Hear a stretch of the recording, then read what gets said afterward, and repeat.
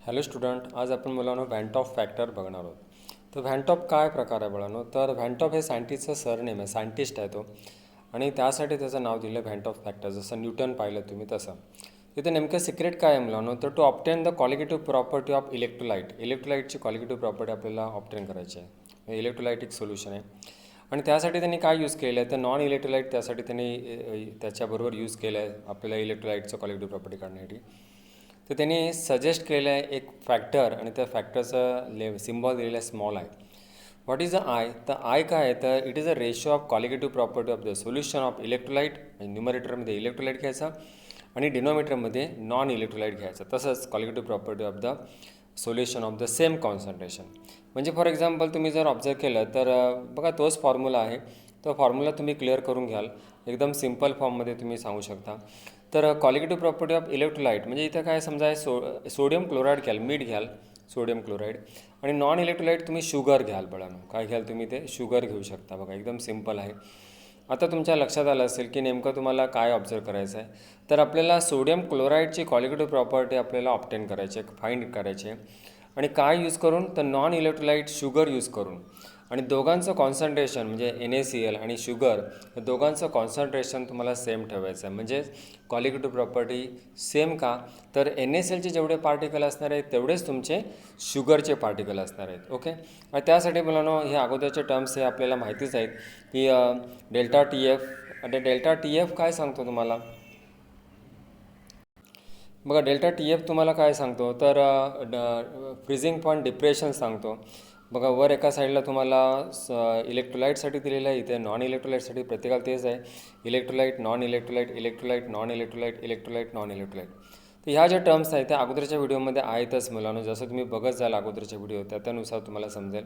फक्त एकासाठी एकच टॉपिक, एका व्हिडिओमध्ये एकच टॉपिक बनवलं आहे की जेणेकरून तुम्हाला स्टडी करायला बरं पडेल. एकदम सिम्पल तुम्ही स्टडी करू शकता, त्रास होणार नाही. लक्षात. तर डेल्टा TB काय? तर बॉइलिंग पॉईंट इलेव्हेशन सांगते तुम्हाला.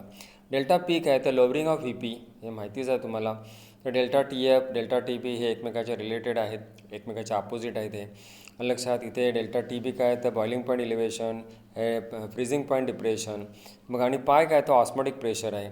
तर नॉन इलेक्ट्रोसाठी मुलांनो 0 नॉट घेतलेलं आहे, तेच तुम्हाला खाली दिलेलं आहे की क्वांटिटीज विदाऊट सबस्क्रिप्ट ज्या आहेत त्या तुमच्या इलेक्ट्रोलाइट आहेत. म्हणजे न्यूमरेटरमध्ये ज्या तुमच्या क्वांटिटी आहेत त्या इलेक्ट्रोलाइट आहेत आणि विथ सबस्क्रिप्ट त्या तुमच्या काय सांगणार? नॉन इलेक्ट्रोलाइट डिनोमिनेटरमध्ये आहेत त्या. ओके. तर आणखीन तुम्हाला व्हॅनटॉप फॅक्टर काय सांगता येईल? दुसरं डेरिवेशन तुम्ही काय बनवू शकता? ते एकदम सिम्पल फॉर्ममध्ये लिहू शकता. बघा I is equal to actual moles of the particle. त्याच्यात चेंजेस तेच आहेत बळानो. तर आफ्टर डिसोशिएशन बघा actual moles of particles in a solution after dissociation. मी पुन्हा तेच सांगतो की वर आपण जो इलेक्ट्रोलाइट पाहिला, बघा वर जो आपण न्यूमरेटरमध्ये इलेक्ट्रोलाइट पाहिला, डिनोमिनेटरमध्ये नॉन इलेक्ट्रोलाइट पाहिला, तेच इथं रायटिंग केलं आहे मुलांना. एकदम सिम्पल आहे. बघा फॉर्म्युला काय आहे तो. दुसरा फॉर्म्युला तुम्हाला काय सांगेल? तर डिसोशिएशन म्हणजेच त्या सोल्युशनचं म्हणजे तो जे सोल्युशन असं असणं त्याच्या आयन्स बनणार आहेत. आयन्स बनलेत म्हणजेच वर आपण लिहिलं बघा न्यूमरेटरमध्ये इलेक्ट्रोलाइट. आणि इथे मुलांनो डिझॉल्व्ड सोल्युशन. शुगर काय डिझॉल्व्ह होते, त्याचे आयन्स बनत नाहीत.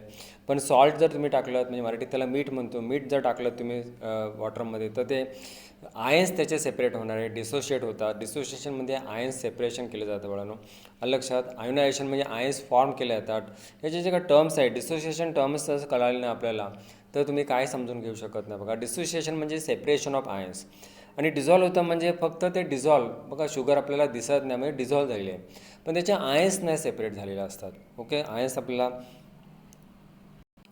आणि डिनोमिनेटरमध्ये तुम्ही जर पाहिलं तर most of formula units are dissolve in a solution. बघा एकदम सिम्पल फॉर्ममध्ये तुमच्या लक्षात आलं असेल. लक्षात. तर डिझॉल्व्ड फॉर्म आहे आणि वर डिसोशिएशन आहे. एवढा डिफरन्स दोघांमध्ये चेंजेस काय ते बघा. अजून तोच फॉर्म्युला तुम्हाला दाखवू शकता. फॉर्म्युला मास हे तर तुम्ही 11th पहिलं चॅप्टर पाहिलं होतं. फॉर्म्युला मास आणि मोलर मास.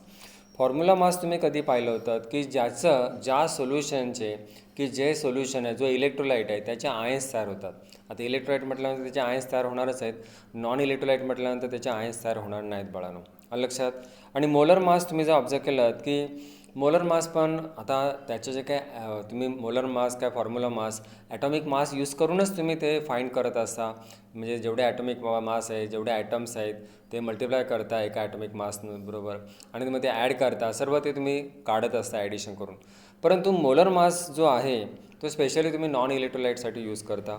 आणि जो फॉर्म्युला मास जो आहे तो खास तुम्ही म्हणजे ज्याचा आयन्स तयार होतात.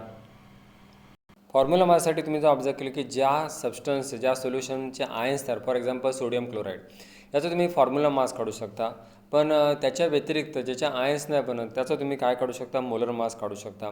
ओके, तर एकदम इझी आहे बघा. एक एक फॉर्म्युले तुम्ही जर ऑब्झर्व केले तर तेच तुम्हाला दिसतील.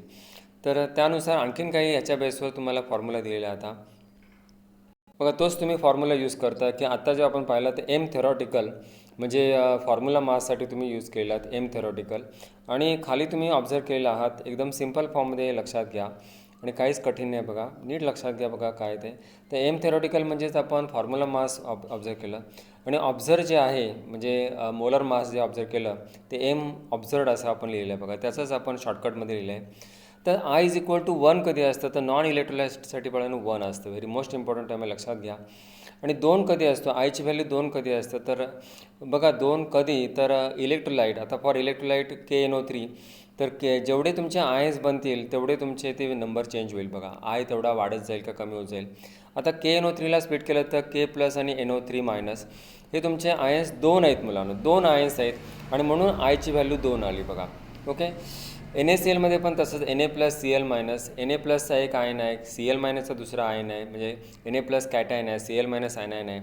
आणि म्हणून इथे पण तुम्हाला ऑब्झर्व तुम्ही केलं तर इथे पण तुमचे 2च आहेत बघा. Na+1 Cl-1 2 झाले बघा, म्हणून इथे 2 तुम्हाला रायटिंग केलं आहे.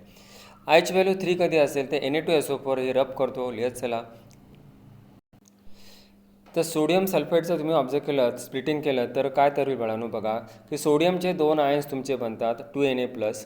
आणि SO4चं तुम्ही जर ऑब्झर्व केलं तर तुमचा एकच आयन्स बनतो बघा. म्हणजे 2 आयन्स सोडियमचे आणि SO4 2- हे एक आयन्स तुमचा झाला, म्हणजे एकूण तुमचे 3 आयन्स बनले आणि म्हणून आयची व्हॅल्यू 3 असेल. तसंच तुम्ही कॅल्शियम क्लोराईडचं पण तुम्ही तेच ऑब्झर्व करू शकता एकदम इझिली. CaCl2कडे बघा, Ca2+ हा एक आयन्स आहे तुमचा आणि 2Cl- हा तुमचे 2 आयन्स आहेत. मग 1 आणि 2 किती झाले, टोटली 3 आयन्स झाले बाळांनो. मग याच्यावरून तुम्हाला काय लिहिता येतील की खाली आपण इलेक्ट्रोलाइट पाहिलं आता KNO3 NaCl ते 2 आहेत त्याची आयची व्हॅल्यू म्हणजे व्हॅन्ट ऑफ फॅक्टर आय. आणि नॉन इलेक्ट्रोलाइटचं 1 आहे. Na2SO4 CaCl2ची याची 3 व्हॅल्यू आहे बाळांनो आयची व्हॅल्यू.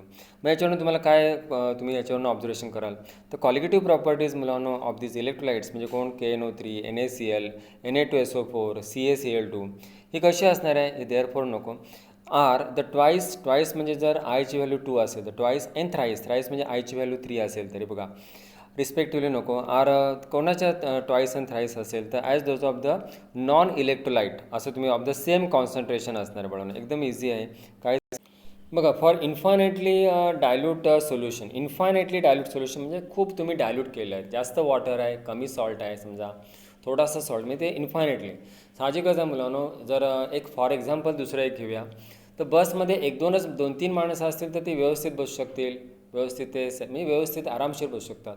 पण जर खूप गर्दी असेल बसमध्ये, फॉर एक्झाम्पल हे समजण्यासाठी इन्फायनेटली डायल्यूट सोल्युशन कसं काय ते, तर त्याने दिलेलं डिसोसिएशन ऑफ इलेक्ट्रोलाइट कम्प्लीट होतं बघा. तुम्ही बघा जेवढं त्याच्यामध्ये सोल्यूट कमी आहे वॉटरमध्ये तेवढा तो व्यवस्थित म्हणजे कम्प्लिटली आयन्स बनवेल. पण जेवढे जास्त मुलांनो सोल्यूट असेल तेवढा आयन्स बनायला डिसोशिएट व्हायला तिथे थोडासा त्रासच होणार आहे. लक्षात एक प्रकारे सॅच्युरेट सोल्युशन होत राहणार आहे पुढे लक्षात. म्हणजे अशा रूपात तुमच्या आता थोडक्यात लक्षात आलं असेल. मी तुम्हाला बसचं एक्झाम्पल दिलं ते इथे तुम्हाला काय इन्फायनाईट डायल्यूट सोल्युशनमध्ये तुम्ही जर पाहिलं तर जे डिसोशिएशन आहे म्हणजे आयनांचं जे सेपरेशन आहे, आयन्स व्यवस्थित सेपरेट होऊ शकतात.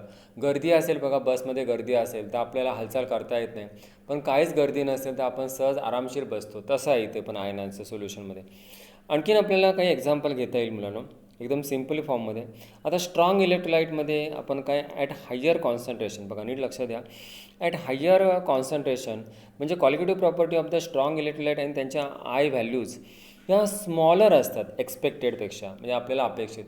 असं जरा ऐकायला ऑड वाटेल पण त्याचं कारण आहे, त्याचं रिझन्स मुलांना तुम्ही जर ऑब्झर्व केलं तर ह्याचं मेन कारण आहे तर electrostatic force of attraction between the opposite charge ions. आता इलेक्ट्रोलाइट म्हटल्यानंतर तुम्हाला माहिती आहे, फॉर एक्झाम्पल सोडियम क्लोराईड जर तुम्ही घेतलं तर Na+ आणि Cl-. आता प्लस आणि मायनसमध्ये तुम्हाला माहितीच आहेत बाळांनो की ह्याच्यामध्ये म्हणजे आयन्स जे आहेत electrostatic force of attraction between the oppositely charge ions असणार आहे. आणि त्यानुसार तुम्ही जर ऑब्झर्व केलं हे इलेक्ट्रोस्टॅटिक फोर्स ऑफ अट्रॅक्शनमुळे ते जे आयन्स आहेत ते हेल्ड केले जातील. बघा इथे तुम्हाला दिलेलंच आहे की आत्ताच आपण ऑब्झर्व केलं की चार्ज आयन्स ब्रिंग अबाउट म्हणजे घडून आणेल काय the formation of the ions pair म्हणजे प्लस आणि मायनस, कॅटायन्स आणि एनायन्स. ईच आयन पेअर काय सांगेल तर 1 or more कॅटायन्स असेल आणि 1 or more एनायन्स असतील. बघा एका आयन पेअरमध्ये जास्त एक किंवा अधिक कॅटायन्स असतील किंवा 1 or more एनायन्स असतील. हे हेल्ड केले जातील कशाने तर व्हेरी मोस्ट इम्पॉर्टंट आहे इलेक्ट्रोस्टॅटिक अट्रॅक्टिव्ह फोर्सेसने. लक्षात दीज रिझल्ट ह्याचा रिझल्ट काय राहणार बाळांनो तर decrease in number of particles. आत्ताच सांगितलं बघा की कॉलिगेटिव्ह प्रॉपर्टी काय आहे की colligative property number of solute particle depend असते. जर सोल्यूट पार्टिकल जर जास्त असले तर कॉलिगेटिव्ह प्रॉपर्टी मॅक्सिमम असेल आणि सोल्यूट जर कमी असेल तर कॉलिगेटिव्ह प्रॉपर्टी मुलांनो लो असेल. आता लक्षात आलं असेल बघा. इन द सोल्युशनमध्ये तुम्ही जर ऑब्झर्व केलं तर तेच तुम्हाला दिसेल बघा, एकदम इझिली तुम्ही ऑब्झर्व करू शकता. तर result decrease in the number of particles का तर मुलांनो जे कॅटायन्स आणि एनायन्स आहेत ते होल्ड केले जातात by the electrostatic force of attraction म्हणजे इलेक्ट्रोस्टॅटिक अट्रॅक्टिव्ह फोर्सनी. आणि त्याच्यात बघा आत्ताच तुम्हाला सांगितलं की प्रत्येक ईच पेअरमध्ये जर पाहिलं तर 1 or more तुमचे कॅटायन्स असतात आणि 1 or more तुमचे एनायन्स असतात. प्रत्येक पेअरमध्ये एक किंवा अधिक तुमचे कॅटायन्स असतील आणि एक किंवा अधिक तुमचे एनायन्स असणार आहेत. आता प्लस मायनस तुम्हाला माहितीच आहे अट्रॅक्शन होणार आहे आणि इलेक्ट्रोस्टॅटिक फोर्स अट्रॅक्टिव्ह फोर्स तयार होणार आहे. त्याच्यामुळे ते हेल्ड केले जातील, ते एकमेकाला धरून ठेवले जातील. त्याच्यामुळे पार्टिकल्स कमी होतील, नंबर ऑफ पार्टिकल्स डिक्रीज होणार आहे. आणि अशा रूपात रिझल्ट मुलांना पार्टिकल कमी झालं म्हणजेच reduction in the expected I value. I कशावर डिपेंड असतं जेवढे तुमचे पार्टिकल्स वाढणार आहेत, इलेक्ट्रोलाइट जेवढा तुमचा जास्त सेपरेट होणार आहे, डिसोशिएट होणार आहे तेवढे तुमचे आयन्स वाढणार आहेत, मॅक्झिमम म्हणजे नंबर ऑफ पार्टिकल्स होतील आणि मग त्यानुसार आयची व्हॅल्यू वाढेल. न्यूमरेटर बघा मगाशी आयचा फॉर्म्युला पाहिला की colligative property of the electrolyte आणि आपण colligative property of the non electrolyte. Non इलेक्ट्रोलाइटची व्हॅल्यू तर 1 आहे माहिती आहे तुम्हाला, पण इलेक्ट्रोलाइट जेवढे तुमचे आयन्स बनतील तेवढे तुमचे पार्टिकल्स बनलेले आहेत म्हणजेच तेवढी तुमची आयची व्हॅल्यू इन्क्रीज झाली असेल. ओके, तर अशा रूपात आपण एक एक टॉपिक प्रत्येक व्हिडिओमध्ये जेवढं शक्यतो करून बघत जाऊया की जेणेकरून तुम्हाला बघायला त्रास होणार नाही, तुम्ही सहज लक्षात घेऊ शकता. Okay, thanks.